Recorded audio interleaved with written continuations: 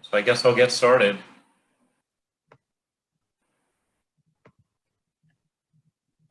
Go for it, Dan. Hi, everyone. My name is Dan Marshall. I work at the Charter Street Cemetery Welcome Center.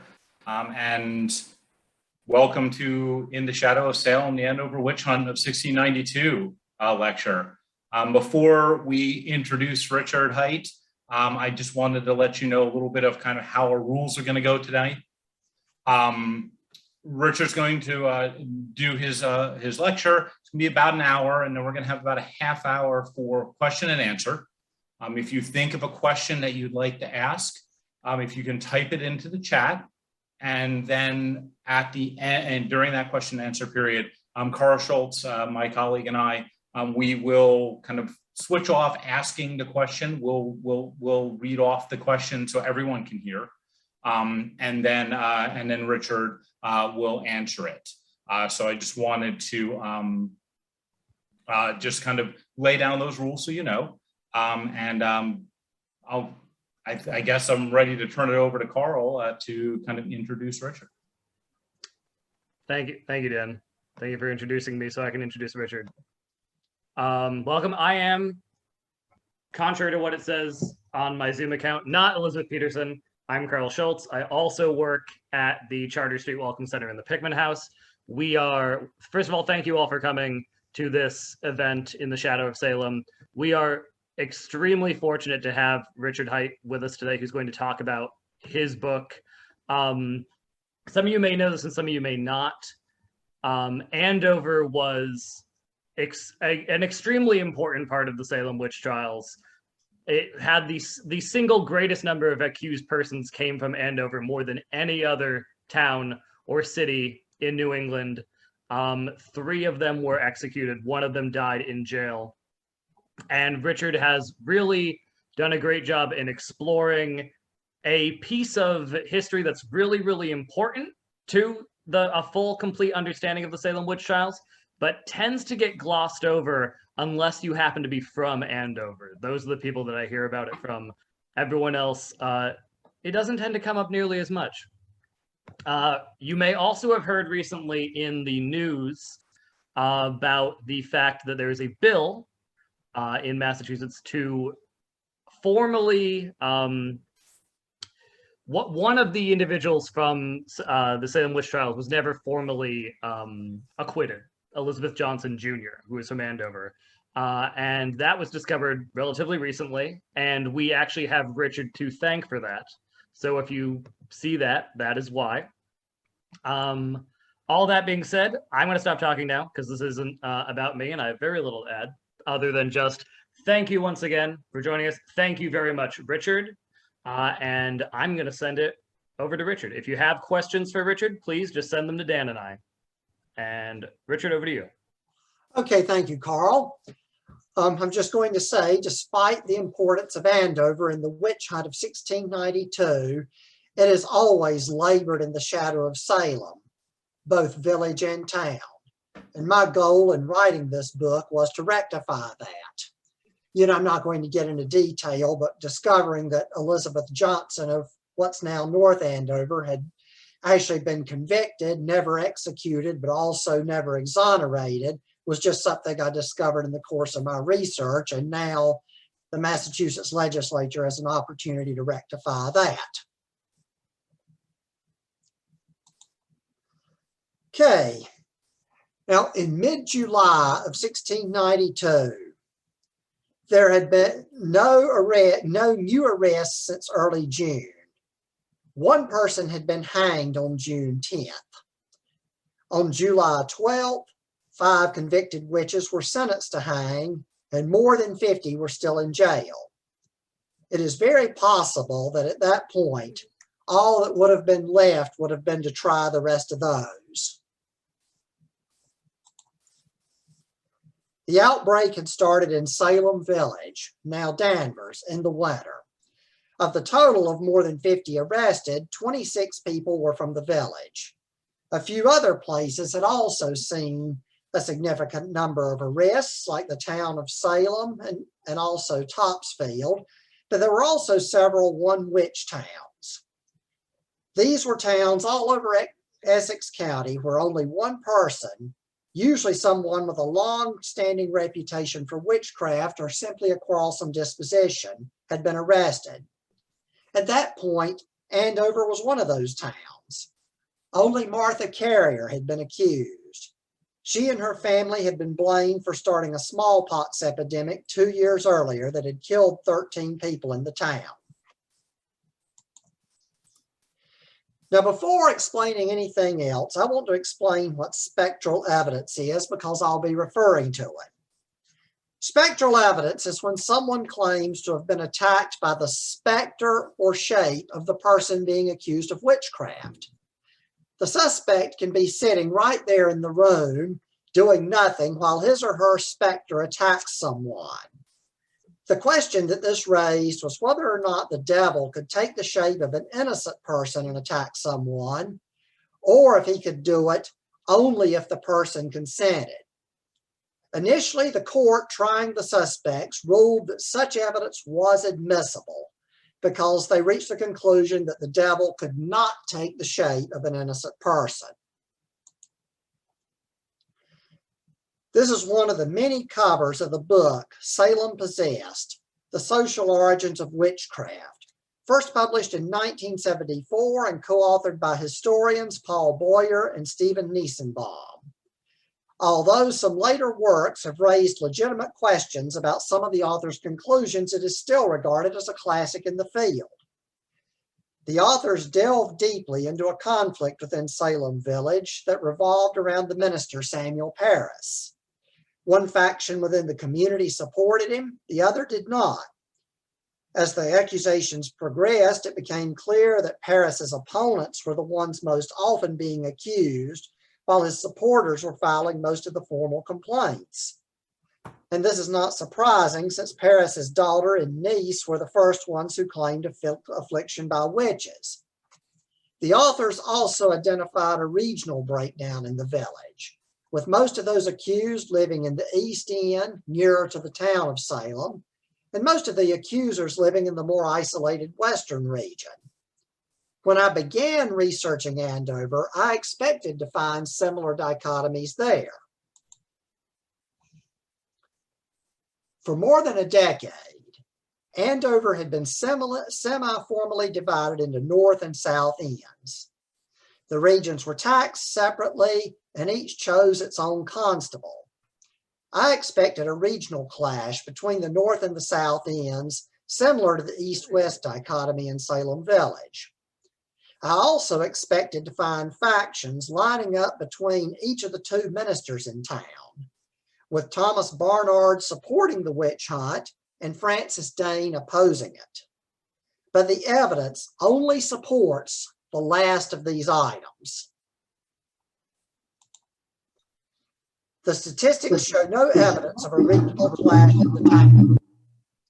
Altogether, 45 residents were accused of witchcraft, 24 North Enders and 21 South Enders. 18 other suspects from neighboring towns also have to be considered part of the Andover outbreak because they were accused by people from Andover. Now, there were also 23 town residents who can be documented as having involved themselves in an accusation in some way. And this does not count confessors. It includes people who claimed affliction, people who filed formal complaints, and people who testified against suspects. 12 of those were North Enders and 11 were South Enders. There were also a total of 72 people late in the year who signed one or more petitions defending witchcraft suspects. 41 from the South End, 31 from the North End. Now that shows a slight skew toward the South End, but when it's broken down by the number of households that included one or more people who signed a petition, it turns out there were a total of 46 households involved, 23 from each end of town. Now, furthermore, there is no evidence that accusers were any more likely to accuse someone from the opposite end of town than from their own neighborhood. In terms of the ministers, Francis Dane was every bit the hero that he's been portrayed as. In addition to being a leading signer of all the petitions, He also wrote a letter disputing the guilt of the accused as trials were about to resume early in 1693. This photo is the home of Thomas Barnard, which was constructed about 1715. His earlier house burned. But when considering him, I am hard-pressed to think of anyone associated with the witch trials of 1692 who has been more unjustifiably maligned than Thomas Barnard. He has very often been portrayed as the leading zealot, driving the witch hunt in Andover in the same way that Samuel Parris did in Salem Village. This is based largely on the so-called touch test that was held in or near the meeting house on September 7th. At this test, accused people not yet in custody were brought to the meeting house and blindfolded. The afflicted were in the throes of their fits when the suspects laid their hands on them. The idea was that if the fit stopped when a suspect touched someone who was experiencing it, this was proof of the guilt of the suspects. Well, not surprisingly, all the suspects who were there were accused, and it's been assumed that Barnard organized this. The reality is that all he's known to have done there is lead a prayer beforehand. It would have been up to the town's selectmen to arrange an event like that, not the minister, and the selectmen probably did it under the pressure of the court in Salem. To lead a prayer at such an event was simply part of a minister's job, and while he may have done it willingly, there's no evidence that he advocated holding the test. The fact that he signed the petitions defending the suspects is the best direct evidence of his view of the matter, but there is more, less direct evidence of his opposition. Boston merchant Thomas Brattle, who wrote a detailed letter condemning the trials in October 1692, specifically said that the only members of the clergy in the region who supported the use of spectral evidence were Samuel Parris of Salem Village, Nicholas Noyes of Salem Town, and John Hale of Beverly. He specifically did not name Thomas Barnard, and he was very well aware of what was going on in Andover because he talks about it in great detail. Incidents in Barnard's later life give evidence of it too. Samuel Parris was forced out of Salem Village 4 years after the trials were over. Thomas Barnard lived out the rest of his life in Andover, continuing as the pastor of the North Parish even after the town split into 2 parishes in 1709. At that time, 13 residents who lived in the newly designated South Parish, but very close to the border, petitioned to be allowed to remain with the North Parish, in part because they considered the distance to the South Parish meeting house too far, but also because of, as they put it, the hardship to be obliged to leave their minister, Thomas Barnard. Among the signers of this petition were Samuel Wardwell Jr. and William Wardwell, and they were sons of Samuel Wardwell Sr., who was among those executed. Another signer was their brother-in-law, John Wright. He was the husband of their sister Mercy, who was also accused at that time. Ebenezer Barker, whose wife Abigail had been among those arrested on the day of the touch test in 1692, was another signer. It's hard to fathom that these people would have held Barnard in such high regard if he had been responsible for the things he's been accused of. Finally, when Barnard died suddenly of a stroke in 1718, aged only 60 years old, the North Parish was devastated. And the fact that they named his son John as his successor is further evidence that they held him and his family in high regard. So if one is looking for a leading villain in the Andover witch hunt, Thomas Barnard is not, in my opinion, a viable candidate. So why did it happen? At the start, one might say there was what could have been called a perfect storm involving 4 people. Their names are listed on this slide. Samuel Wardwell, for many years, had entertained people, particularly the young, by telling their fortunes. He probably was someone who simply possessed keen powers of observation. an ability to read body language and facial expressions. In 1692, that was a risky skill to have, and Wardwell knew it. In the summer, he also knew that Elizabeth Phelps Ballard was dangerously ill, and he was concerned that her husband, Joseph Ballard, suspected him of bewitching her. But instead of confronting Joseph, he confided his concern to Joseph's brother, John Ballard. John Ballard was married to Rebecca Hooper, who was a sister of Wardwell's wife, Sarah. This is obviously part of the reason it was John that Wardwell confided in. The other factor was that John was the constable of the south end of Andover and had arrested Martha Carrier and taken her to the Salem jail in May. So he probably knew more about what was happening in Salem than anyone else in town, with the possible exception of the ministers. John then turned around and told his brother Joseph of Wardwell's concern. Joseph Ballard had not suspected witchcraft as the cause of Elizabeth's illness before, but after his conversation with John, he began to wonder. He sent for two of the afflicted girls from Salem Village, and not surprisingly, they said yes. She was bewitched. But it was not Samuel Wardwell they identified as Elizabeth Ballard's tormentor.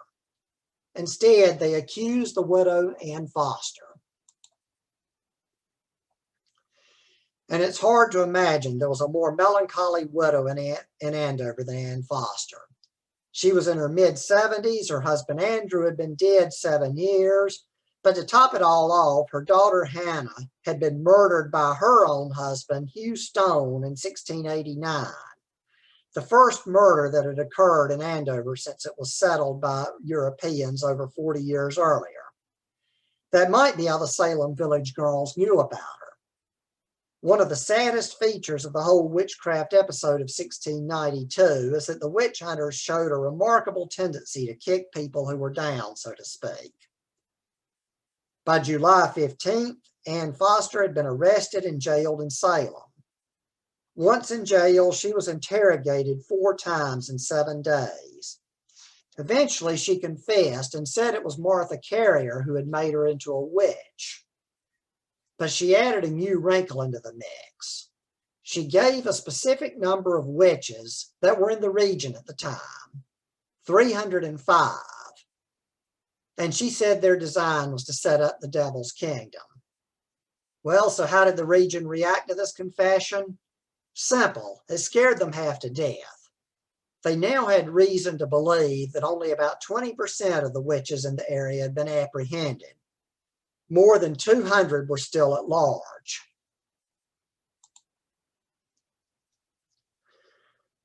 Some 19th and 20th century writers about the witchcraft trials see the whole episode as a conspiracy to get rid of certain elements of society or to seize property. I don't think the evidence generally supports that. For a number of these writers, I think they simply find it incomprehensible that people in the late 17th century honestly believed that the things they described in the surviving testimony from 1692 were possible. But the reality is the average person of the day did genuinely believe in witchcraft and its power to inflict harm on people. Even most of the leading scholars of the day shared the belief. Increase Mather, whose publication late in 1692 is widely credited with stopping the witch hunt, did not say that witches did not exist. He simply said it was impossible to be sure the devil could not take the shape of an innocent person, so therefore spectral evidence could not be used to convict anyone. Given this, the fact the average person believed in witchcraft, one has to consider the consequences of that belief. If you truly believe witches are in your area and attacking people, you're probably going to have some nightmares about it. There's no doubt in my mind that a lot of people had some pretty intense nightmares in this area in 1692. Now, Anne Foster had not only confessed, she had stated that there were more than 300 witches in the area. This ensured there would be more arrests, but it did not imply that there were more witches in Andover. Quite the opposite, in fact, because Foster had also said the only person she recognized at a Sabbat she attended was Martha Carrier. But a couple of days later, Foster's granddaughter, Mary Lacey the younger, not only confessed, but also declared that Martha Carrier was the designated future queen in hell. Considering this, one would obviously assume that she was a leading recruiter of new witches. So where would she recruit? Her own hometown of Andover was an obvious place. And who? Well, one would think she would start with her own family. The whole area still thinks that more than 200 witches are still involved. And with Martha Carrier as the supposed queen, Andover became the focus of the witch hunt. Martha and her husband, Thomas, had 5 children ranging in age from 3 to 18. All but the youngest were arrested on suspicion of witchcraft, including a 7-year-old daughter named Sarah.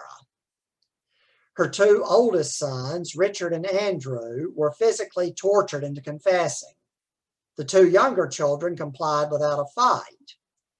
Now, there are those who assume that Martha Carrier and her family were targeted because of their kinship by marriage to the town's older minister, Francis Dane. Dane was known to be skeptical of the whole process, and it was said that his family was attacked for that reason.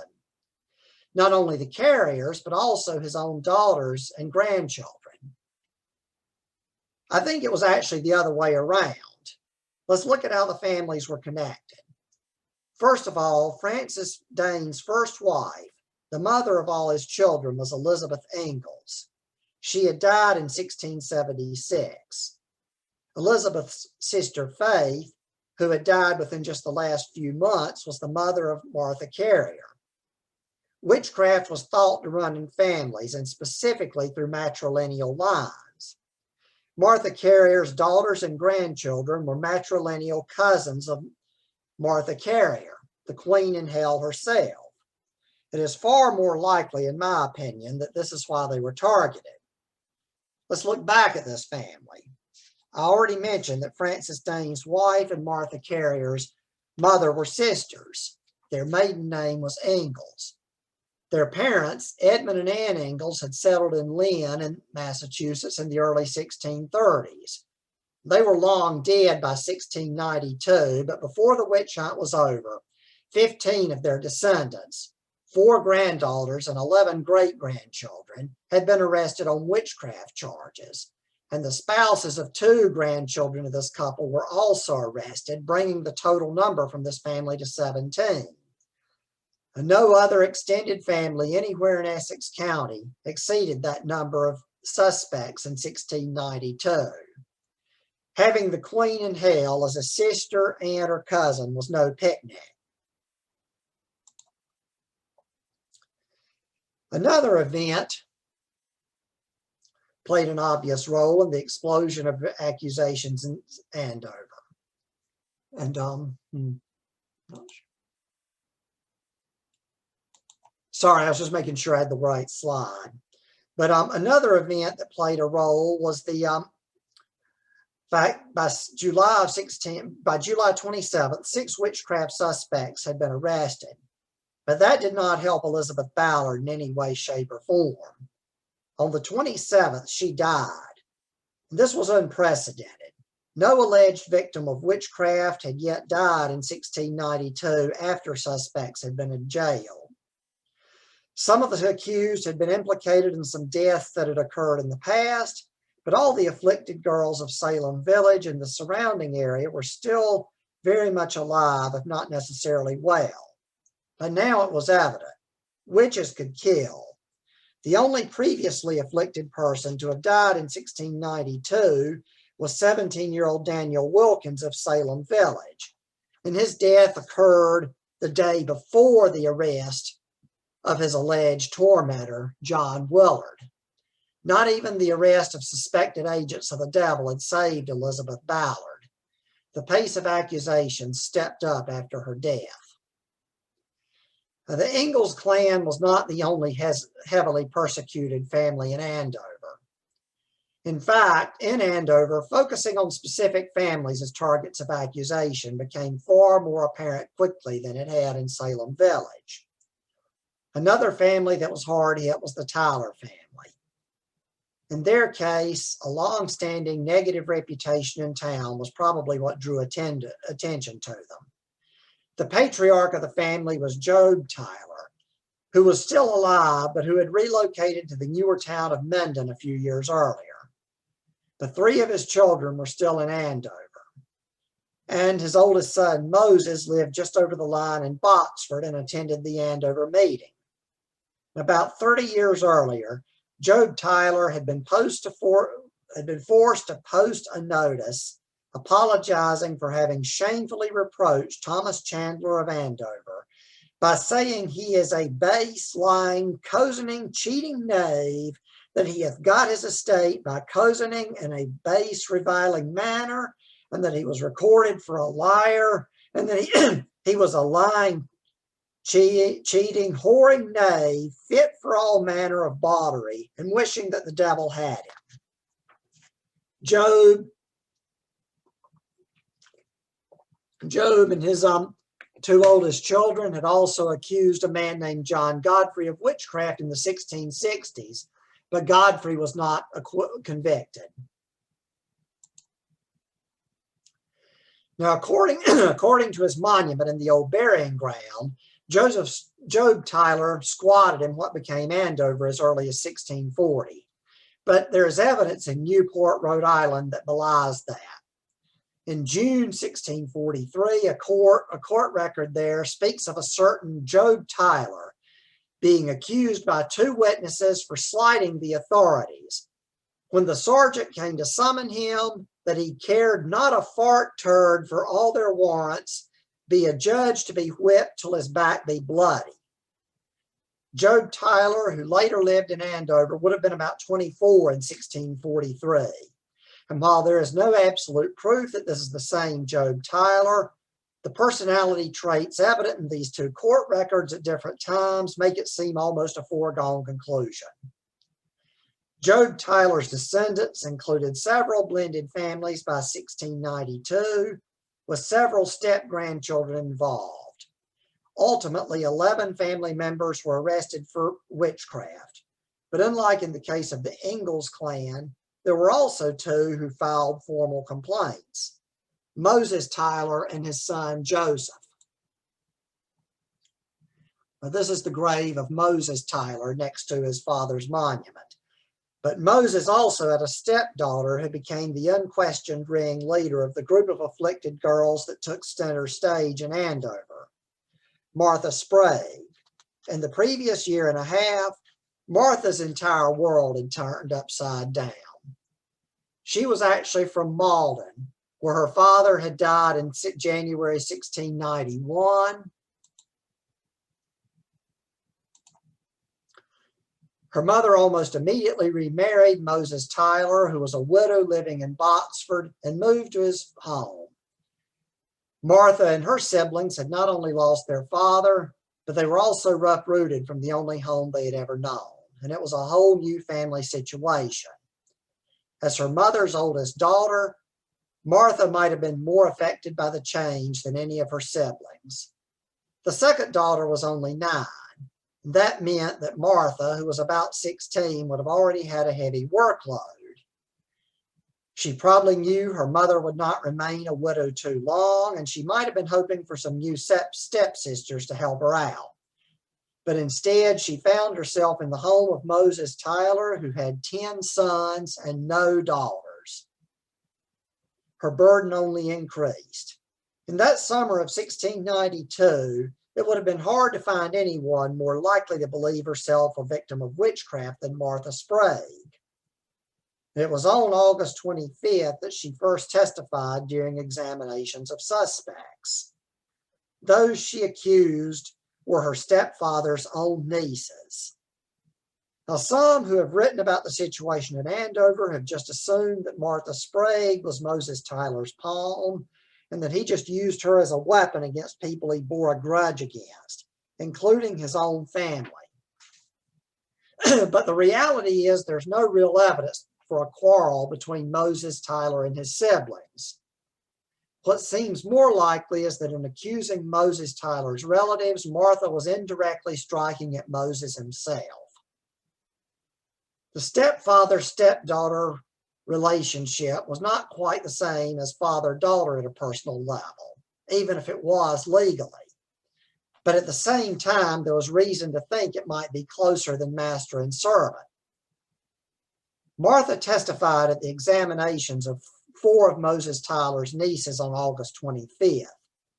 But unfortunately, the actual complaint against the nieces has not survived, so it's not possible to know who filed it.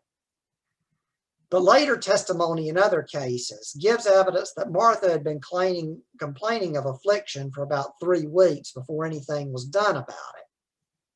Martha's labor was essential to her blended family household. And Moses probably ignored her complaints at first, thinking she was play acting to get out of work. In Salem Village, John Proctor and George Jacobs had ignored their servants' fits for that very reason. And on August 19th, they were both hanged for witchcraft, and Moses Tyler knew that very well. When he did file complaints on Martha's behalf against people outside his own family, it might have been a simple act of self-preservation, taking her seriously before she accused him and trying to steer her suspicions toward others. Now, none of this is meant to mean that Moses Tyler was guiltless. He did play a major role in the witch hunt, and I seriously doubt he would have won any Mr. Congeniality contests. He accused some prominent people, and that may very well have been related to his and his father's earlier disputes. But assuming his stepdaughter was his puppet and that he targeted his own family is a stretch. Martha had a mind of her own, and there's every reason to think she acted independently to a large degree. But as a female and as a minor, Martha could not have filed complaints on her own behalf. So if Moses Tyler didn't file them, who did? Well, one possibility is Moses' son, Joseph Tyler. There are existing complaints against others that Joseph filed independently of Moses. He might have been one of the ones who filed the complaints against his cousins. But why would he be any more likely than Moses to attack his own family? Well, consider this. He was 21, Martha was 16. They had been in the same household for a year and a half, but they were not genetically related. So was Joseph Tyler in love with Martha Sprague? If he was, he probably would have attacked anyone on her behalf if he was convinced she was bewitched. Even if he did start out accusing some of his own family, his father might have eventually influenced him to turn his accusation elsewhere, and he, in turn, might have influenced who Martha accused. She was still fairly new to the area, after all, and didn't know the people as well as the Tylers did. In terms of whether or not Joseph loved Martha, there actually is evidence that suggests they were married by the end of 1692. Joseph died young in 1699, aged only 28. His only survivor was a widow named Martha. 2 years later, Martha Sprague married Richard Friend, and the marriage record called her Martha Tyler, not Martha Sprague, while her sisters were all identified as Sprague on their marriage records. Some see Martha's use of the Tyler name as a result of a bond that was formed between Martha and her stepfather during the witch hunt. I doubt it. There's more evidence in the records of the reconstituted court early in 1693. When Martha appeared as a witness, she was usually called Martha Sprague, alias Tyler. Any number of colonial New England legal documents referred to married women in this way. Maiden name, alias married name, especially when the marriage had occurred recently. One document described her as Martha Sprague, alias Tyler, now wife of, and a blank space was left afterward as if the clerk did not know her husband's first name left space to fill it in later, but never did. Now, finally, the 1693 records refer to all the other afflicted girls from Andover and Salem Village, specifically a single woman. Martha Sprague was never referred to as single in the 1693 documents. Marriages for girls as young as 16 were unusual in the area at the time, but they did happen. And whose consent would Martha have needed? None other than Moses Tyler. Now, aside from the lack of definable factionalism and a zealous witch-hunting minister, there was another major difference between Andover and Salem Village in 1692. That's the fact that confession quickly became the norm in Andover.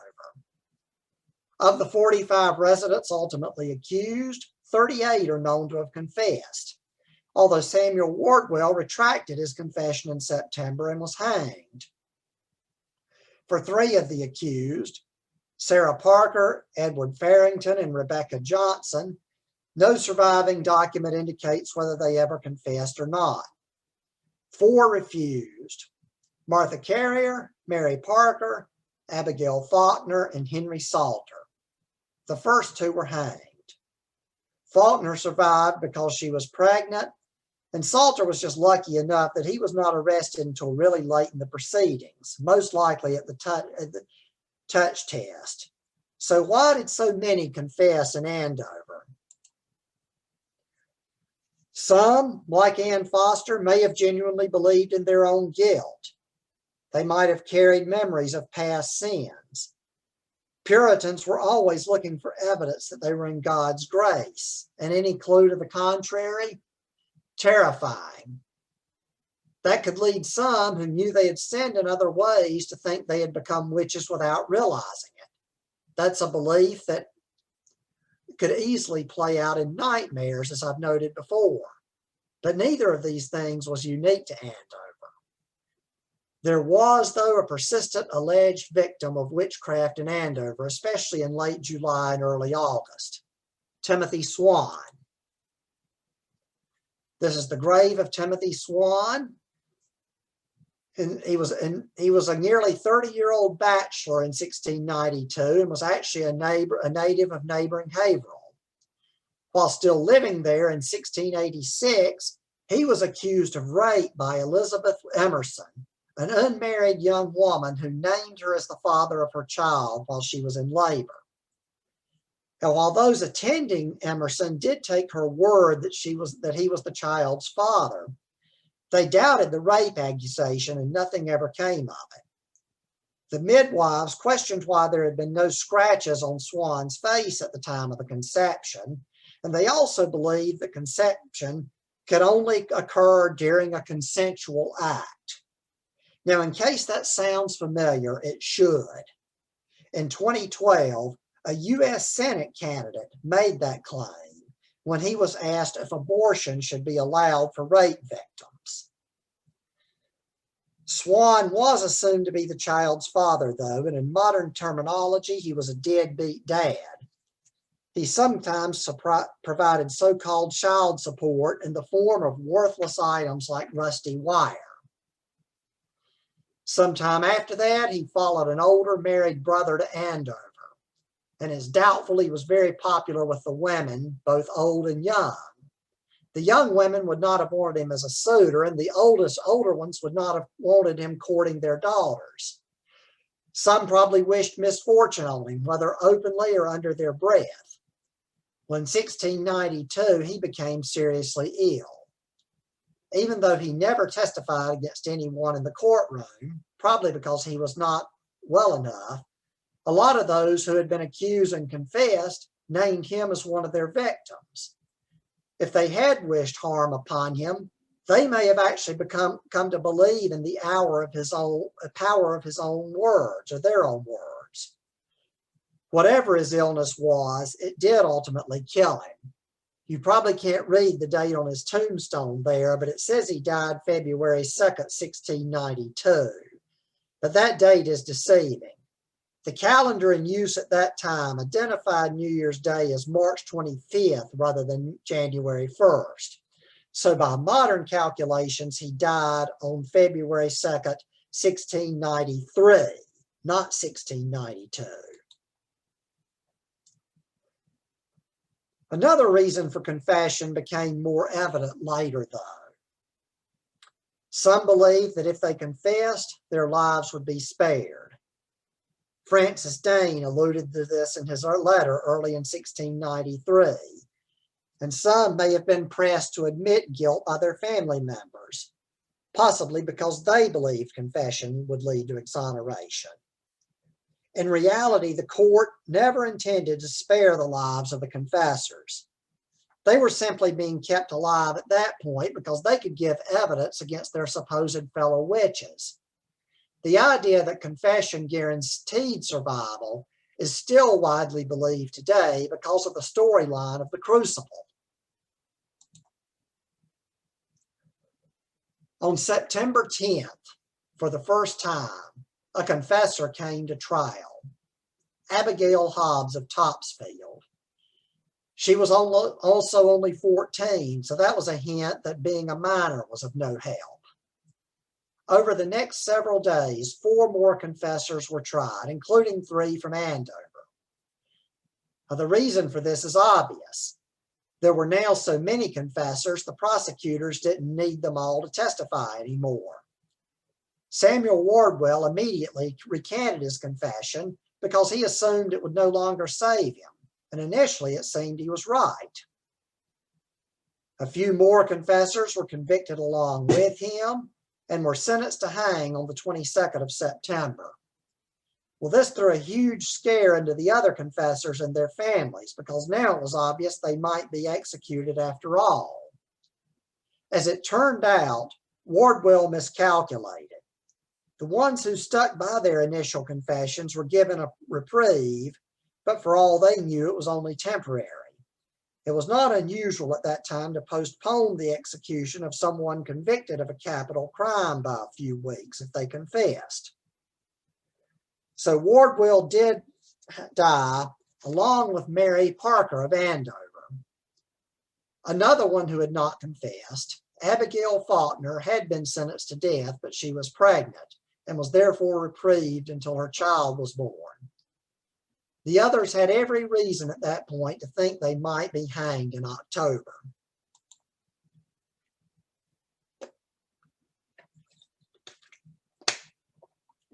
Fortunately, some powerful people were having reservations about the trials.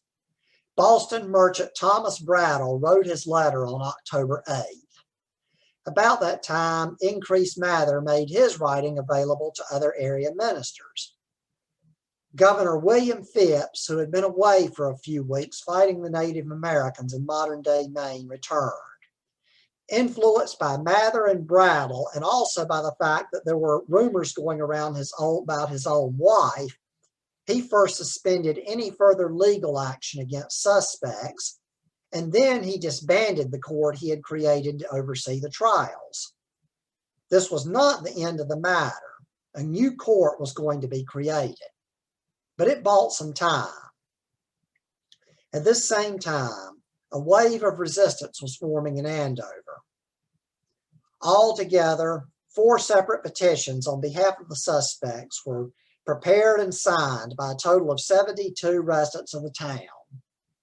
No other town involved in the witch hunt saw this kind of activism on behalf of all the suspects.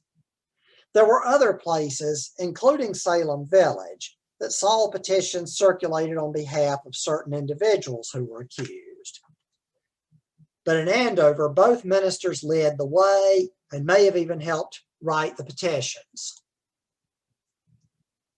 In December, a new court was formed. It was to be headed up by none other than William Stoughton, the same zealous judge who had presided over the previous court. None of the suspects had any reason to expect to get off the hook. The trial started on January 4th of 1693. Spectral evidence was no longer allowed, which gave some hope. But for those who had confessed, their confessions were to be admitted as evidence. And given the previous history in New England, it now looked as though the ones who had confessed stood the greatest chance of being convicted. But it quickly became apparent that most of the suspects were being acquitted whether they had confessed or not. 3 were convicted in January. All of them had confessed, and all of them had ties to Andover. Elizabeth Johnson was a granddaughter of Francis Dane. Mary Post lived in Raleigh, but her mother Mary was a sister of Moses Tyler. Sarah Hooper Wardwell was the widow of Samuel, who had been hanged in September. Well, why those 3, one might ask? What made them different from the others? Well, in the case of Elizabeth Johnson and Mary Post, the answer seems obvious. Both of them were in some way mentally challenged. Writing 5 years after the trials, Robert Califf of Boston described them as 2 of the most senseless and ignorant creatures that could be found. So they were not actually very tactful toward mentally challenged people in that era. And there's very little documentation of Mary Post's case, although it is evident she confessed. In the case of Elizabeth, her own grandfather described her as simplish at the best in his letter of January 3rd. And in her own examination in August, she had gone as far as to show the court some poppets that she claimed to use to afflict her victims. Sarah Hooper Wardwell's case was different. She had also confessed, but there was something unique about the content of her confession. Most who described how they hurt their victims claimed to have squeezed cloth, poppets, or their own hands while imagining the people they were attacking. Sarah Wardwell, whose alleged victim was Martha Sprague, claimed to have picked up her own child, imagined the child as Sprague, and then squeezed the child in an attempt to hurt Sprague. The reason that she gave was that she said Martha Sprague was a means of taking up her husband so that he was gone from her, and she was much vexed at it. Now, she was obviously referring to her baby Rebecca, who was not even a year old yet at this time. Now, while I seriously doubt she actually did what she said, if the jurors knew she had confessed such a thing, and they probably did, the horror of that statement might be what got her convicted. But there was no intention at this point of sparing anyone convicted. According to Cotton Mather's account, 8 graves were dug before a planned mass hanging. These 3 newly convicted were among those scheduled to die, along with other confessors who had previously been reprieved, except for Ann Foster, who had died in jail in December. But the clock was ticking when Governor Phipps intervened and gained a second reprieve, possibly only a day before the executions were to happen. With that, William Stoughton left the court in a rage, although he did eventually come back. But after this reprieve, the end was in sight. The trials did continue, but there were no more convictions. All were reprieved in May of that year, but they had to pay their expenses before being released. The date of the scheduled executions of the 8 whose graves were dug is uncertain, but some later sources give February 1st, 1693 at the attended day. Now, I'm going to shift back here briefly to an earlier slide. And what was perhaps just a coincidence, alleged victim Timothy Swann died the very next day, February 2nd. 1693, but there's no certainty it was a coincidence at all. He had been ill for more than 6 months by that time, and he fervently believed witchcraft was the cause. The news of the reprieve, which spared the lives of some of the very suspects who had confessed to attacking him, might have literally scared him to death. And it's not evident from this photo, but if one walks into the old burying ground in North Andover today, one will see that no other surviving tombstone is at all close to the grave of Timothy Swann. There's no doubt that there are plenty of unmarked graves in the vicinity of his, but there's a certain appropriateness to the distance between his headstone and the other surviving markers. He appears as alone in life and death as he was by the end of his life. A fitting fate if he was, in fact, the person Elizabeth Emerson described him as.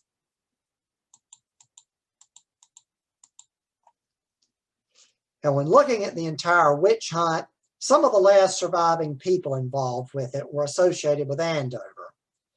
On this slide is a photo of the tombstone of Abigail Martin Safford in Lisbon, Connecticut, who died at the age of 91 in 1768.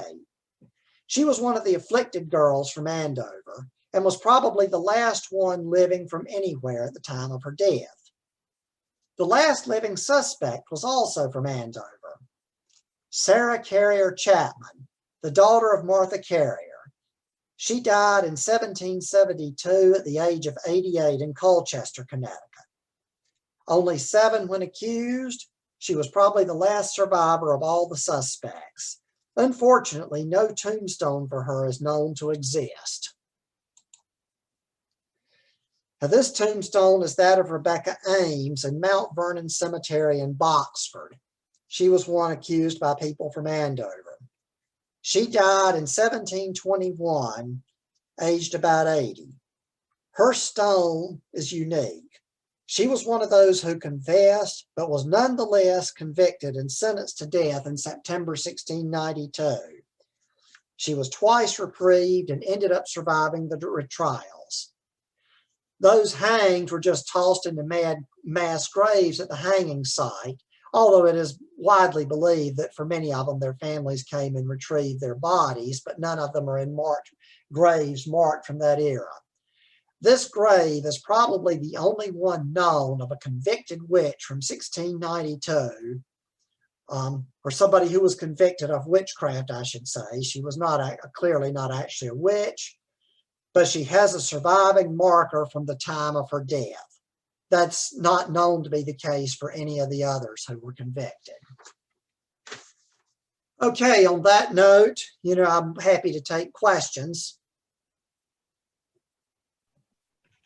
All right, thank you, Richard. Again, a reminder that if anyone has questions, send them to Dan and myself. Let me unmute Dan. I have too much control.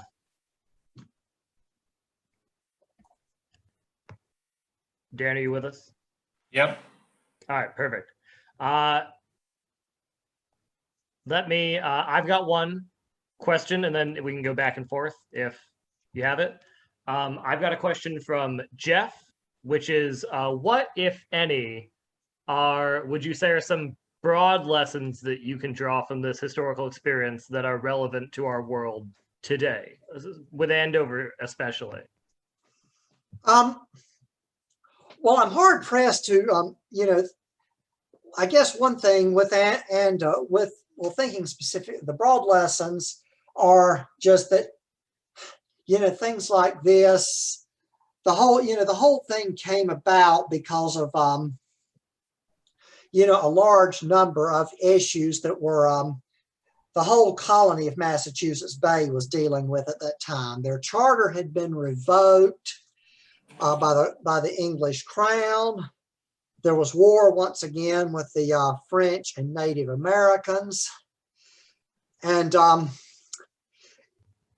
people were looking for scapegoats. And that is something that that carries on even today. The unfortunate thing is that when things are going wrong, people will often look to blame the vulnerable, rather than the people who were actually responsible for it. Certainly the revocation of the charter was by the English crown, but some people came to believe that there was a conspiracy, that some people in their area were bringing punishment down on the Massachusetts Bay colony by forming this league with the devil, so to speak. And, of course, once one person of a particular group is accused, any others, can also end up being accused. I mean, thinking of, recent events, within the past 20 years, as we approach the anniversary of the September 11th, 2001 attacks, let's not forget how, Muslims were scapegoated throughout the United States after that happened. And then today, when there is difficult times when the economy goes bad and people are finding it difficult to find jobs or good paying jobs, others are more, they tend to target the more vulnerable sections of society, rather than those who are really in power and could possibly do something about it. And when I talk of people in particular groups, looking specifically to Andover, when one family member was accused, their relatives immediately could also fall under suspicion. That happened in Salem Village and other places too, but it became more evident in Andover than anywhere else. Terrific. Another question that I'll put here from Marilyn is just, what is the current status of Elizabeth Johnson Jr.'s reprieve? Do you know? Well, I know that it was approved by the Joint Judiciary Committee.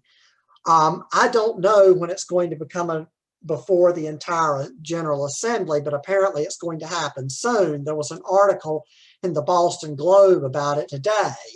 A reporter from the Globe actually called me at work yesterday and talked to me for about 10 minutes, although, he only mentioned in the article one thing, one specific thing I said. But, he quoted other people like, he quoted Emerson Baker, who's an expert on the entire witch hunt, recently wrote, within the last 5 years, wrote a well-known book called A Storm of Witchcraft about the whole episode. And but I don't have any specific word about when it's going to come before the Assembly, but with the media attention, I can't help but think that it's going to happen soon. I actually got an email right before the meeting, right before we started this, from Carrie LaPierre of North Andover, whose civics class has played a major role in this, that the Associated Press and the New York Times are going to publish about it. So that leads me to believe that something may be imminent. On that note, actually, this question is from me. Send me your questions, everyone. What led you to discover that Elizabeth Johnson Jr. had not been reprieved? And do you have speculation as to why she just never got on anyone's radar? Sure. Well, one of the things I researched, in the course of writing the book and what I wrote about, I wanted to look, I examined the lives of both the accused and the accusers after the trials, or in the case of those who were executed, their families. And I came to realize that beginning in 1702, several of there were 10 who, aside from the 19 who were hanged, there were 10 others convicted who were never executed. And those people and or their families began petitioning for reversal of attainder in 1702. And over the course of the next 9 years, all but one of them, and that one was Elizabeth Johnson, were in fact exonerated.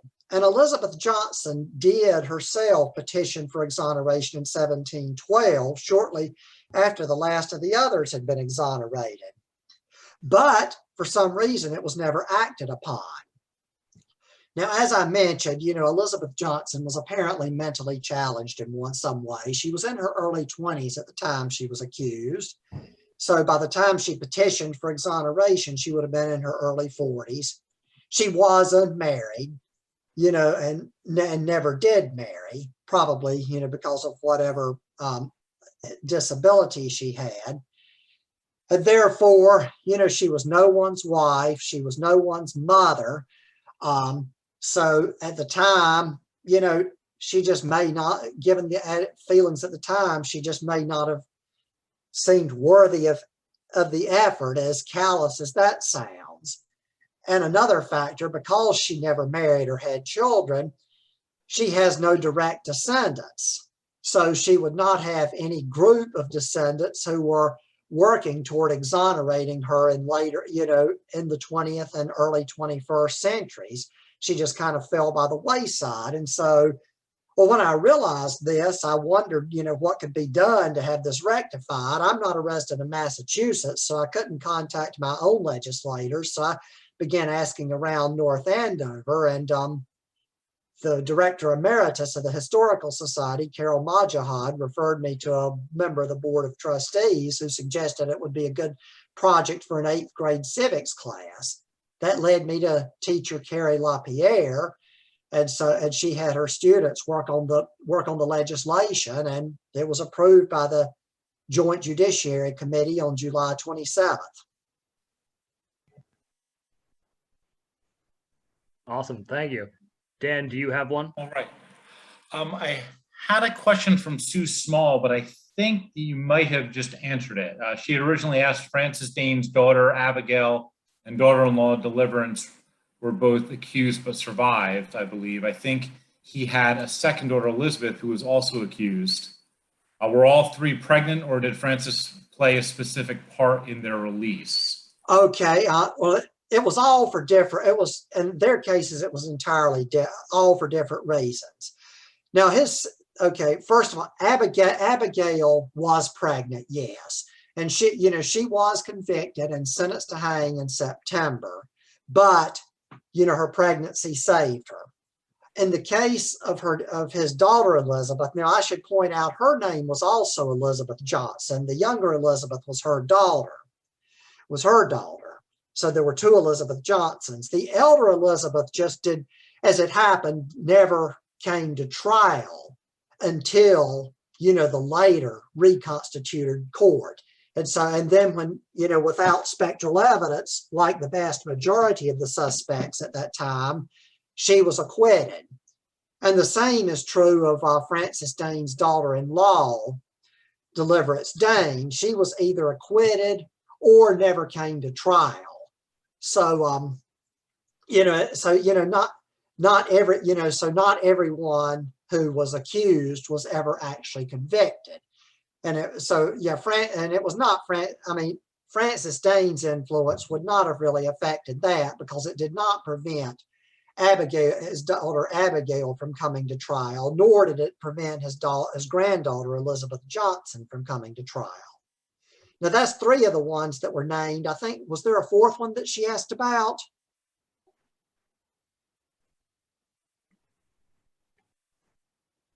Hello?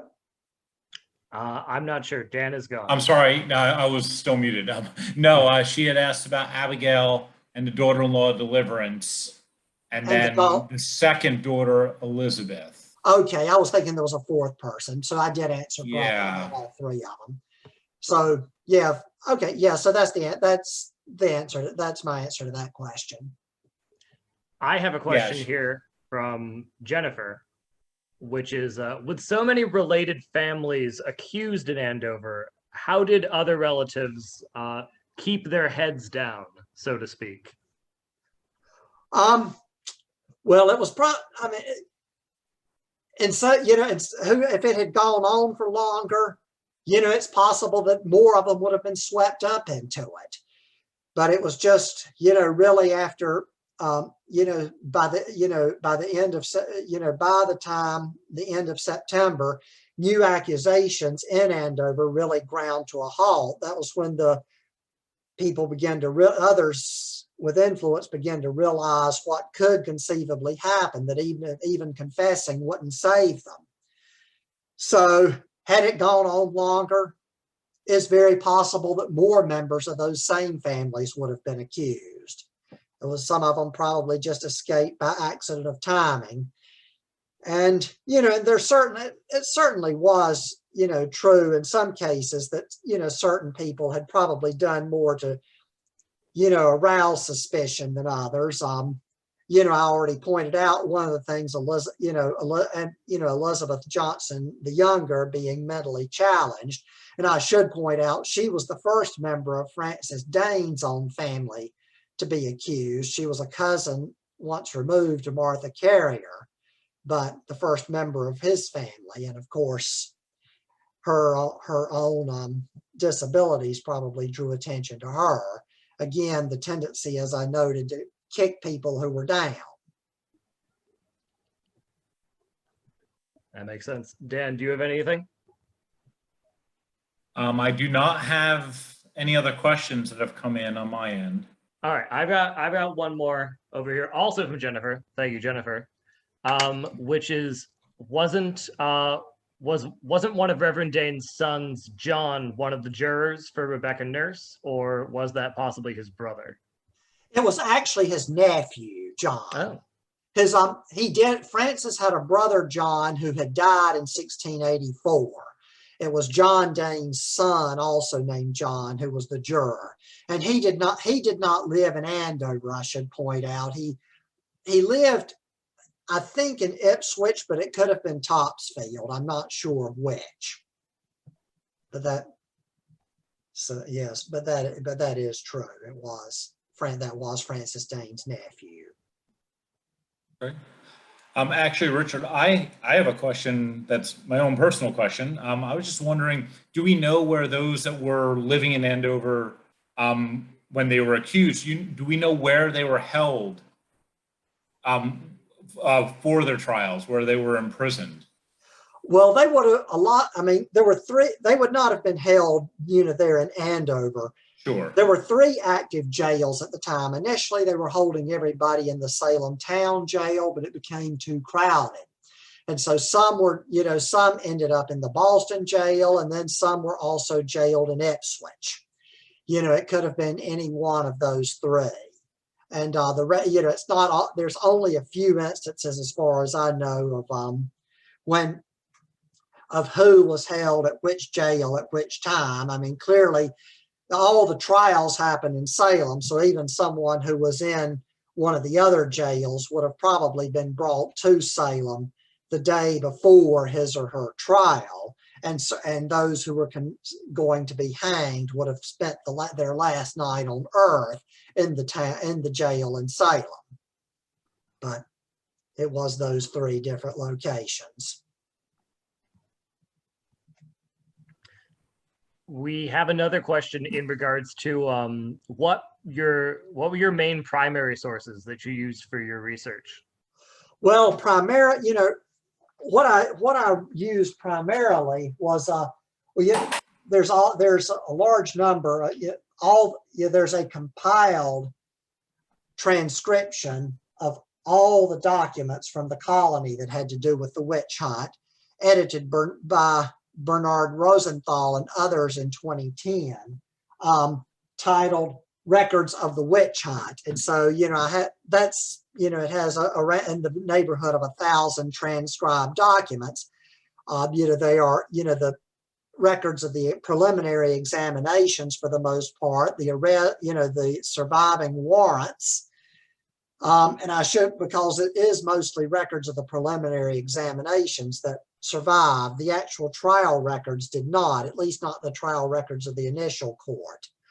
But, I also utilized, records of the, records of the church, and then also, and also the tax records of the town at the time to show, showing where everyone lived and, to compare their economic status to others.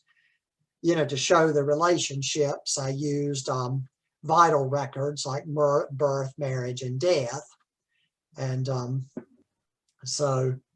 but I would say more the examination records, which include all the statements of the accused themselves, and also those who were testifying against them. Another question, this one again being from me.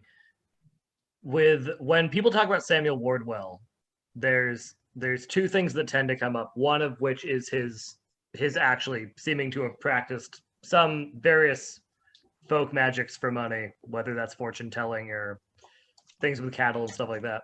The other thing that tends to come up is somewhat less commonly, but still pretty frequently, is some kind of Quaker connection to the Wardwells. How much of that is accurate? Because the description of exactly what that relationship was tends to vary from teller to teller. Okay. Well, yes, apparently, he was in the habit of telling fortunes. There's no indication actually that he did it for money. It was just, he apparently enjoyed entertaining people with it. And, according to some of the testimony, some of the things he predicted actually did happen. For instance, there was one young man named John Farnham who he predicted would fall from a horse before it happened, and then later it did. Wardwell, my guess is in that particular case, the young man believed in Wardwell's ability so strongly that it became a self-fulfilling prophecy. He also told a young man named James Bridges that young Bridges, who was in his early 20s, loved a 14-year-old girl, which Bridges owned to be true. And, there again, I just can't help but think that he had heard Bridges speak of the girl or observed his actions in her presence and just thought, he has these feelings for this young girl. As far as the Quaker connection is concerned, Samuel Wardwell himself was not a Quaker. He had an older brother who had become a Quaker. I think the brother's name was, I don't know how to pronounce this name, Eliakim or something. It's spelled Eliakim. This brother had married a woman named Lydia Perkins, who in the early 1660s, as a form of protest for the way Quakers were treated, walked into the church in Newbury and stripped naked in front of the congregation. But as I said, Samuel himself was not a Quaker. His brother and sister-in-law had left the area long before that, and there's no real evidence that family members of earlier religious dissenters were in particular targeted. Probably what drew the attention to Wardwell was, his habit of fortune telling, because nearly of those who were accused, the vast majority were simply Puritans like everyone else. There's no record of any Quakers being accused, and one of the few who was not a Puritan was Philip English of Salem, who was an Anglican.